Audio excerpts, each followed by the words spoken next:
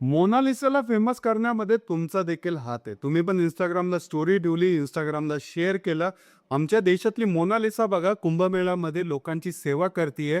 कुंभमेळ्यामध्ये लोकांना वस्तू वाटप करतीये, त्याच्यामध्ये पैसे कमवतीये, उदरनिर्वाह तिचा चालू आहे. ती एवढी सुंदर दिसत असून सुद्धा ती अशी कामं का करतीये? तिला बॉलिवूडमध्ये संधी द्या यांसारख्या स्टोरीज तुम्ही ठेवल्या असतील आणि यासारख्या स्टोरीज देखील तुम्ही शेअर केल्या असतील. ही मोनालिसा आता ती मोनालिसा नाहीये मित्रांनो, हा इडली डोसा आहे तो पण गटरीत पडलेला.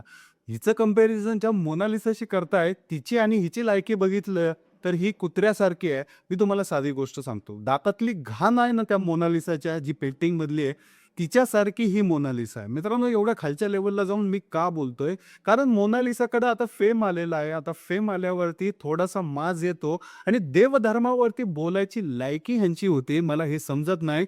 अडाणी बाया तू, तुला काय कुठल्या गोष्टी माहिती नाहीत आणि तुझी एवढी लायकी झाली का, तू देवाधर्माबद्दल बोलते. मित्रांनो हिने एक स्टेटमेंट केलं, की ज्याच्यामध्ये ही म्हणते, राधाकृष्णाने ज्यावेळेस प्रेम केलं, त्यावेळेस तिने जात बघितली होती का? हिंदू-मुस्लिम बघितली होती का? असा त्या शब्दाचा अर्थ होतो आणि ते वेगळ्या पद्धतीत बोललं होतं. म्हणजे असं या दे की की काय की त्या या म्हणजे मला हे समजत नाहीये, की ह्यांच्या तोंडासमोर माईक आणतंय कोण? ही अडाणी बाया, ही कुठली सेलिब्रिटी लागून गेली, हिच्या समोर माईक नेऊन ठेवतात आहे आणि मला हे समजत नाही, ही मोनालिसा नाहीये. तुम्हाला डोळे सुंदर दिसले, थोबाड सुंदर दिसलं म्हणल्यावरती त्या व्यक्तीला तेवढं नॉलेज असेल, ह्या गोष्टी इथं सिद्ध होत नाहीत. तुम्ही धर्माबद्दल तिला डायरेक्टली बोलायला लावतायत. कुणी हिला स्टेज दिलं त्या गोष्टी बोलण्यासाठी आणि हा स्टेज दिल्यावरती ती मोकळ्यापणाने त्या गोष्टी बोलतीये, की याच्यामध्ये ती बोलतीये मित्रांनो, की राधाकृष्णाने ज्यावेळेस प्रेम केलं, त्यावेळेस राधाने हे बघून केलं नाही, की तो हिंदू आहे का मुस्लिम. मला हिला एवढंच सांगायचं आहे, की मुस्लिम धर्म जो आहे, तो 7व्या शतकामध्ये उदयास आला. हे Wikipediaपासून ते सगळ्या जेवढे पण प्लॅटफॉर्म्स आहेत, त्याच्यावरती ऑलरेडी लिहिलेलं आहे आणि याचा कुठेतरी प्रूफ आहे आणि आमच्या मुस्लिम बांधवांना पण याच्यामध्ये काहीही हरकत नसेल, त्यांना पण माहिती आमचा जो धर्म आहे तो पोथी-पुराणानुसार हजारो वर्षांचा आधीचा आहे.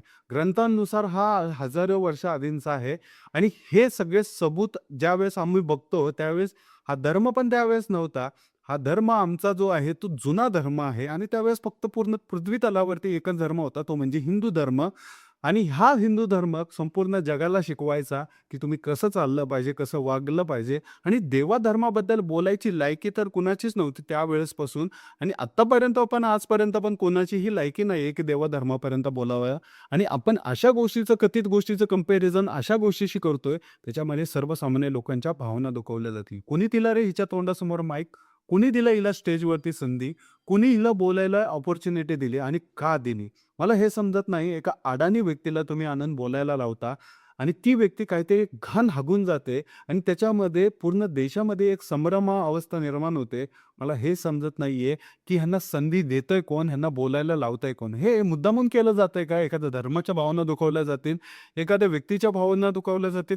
मित्रांनो, हिच्यावरती कारवाई होणं गरजेचं आहे. हिला अटक होणं गरजेचं आहे. कारण हिच्यामुळं सर्वसामान्य हिंदू लोकांच्या भावना दुखावल्या गेलेल्या आहेत आणि दुखावणारच ना मित्रांनो. पहिली गोष्ट तू तुझी झक मारली, तुला जे करायचंय ते केलं.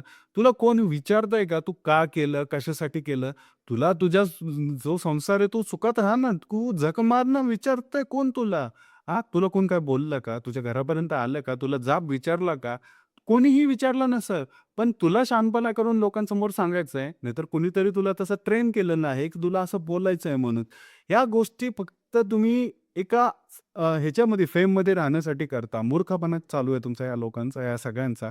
अतिशय वाईट वाटतं ज्यावेळेस धर्माधर्मांमध्ये तेढ निर्माण केला जातो अशा प्रकारचे स्टेटमेंट देऊन आणि याच्यावरती कुठेतरी कारवाई होणं गरजेचं आहे. कारण असे लोकं मित्रांनो हे पुढे जाऊन खूप त्रास बनतात. हे फेममध्ये राहतात. हे काहीही स्टेटमेंट करतात. एखाद्या कम्युनिटीला खुश करण्यासाठी स्टेटमेंट करतात. एखाद्या कम्युनिटीला नाराज करण्यासाठी स्टेटमेंट करतात. त्यामुळे अशा लोकांना अटक झाली पाहिजे. असे जर स्टेटमेंट जर कोणीही करायला लागलं, तर या देशामध्ये आजही, उद्याही, परवाही अशी अवस्था निर्माण होईल, की लोकांच्या भावना दुखावल्या जातील, लोकं रस्त्यावरती येतील, वेगळ्या काहीतरी गोष्टी करतील.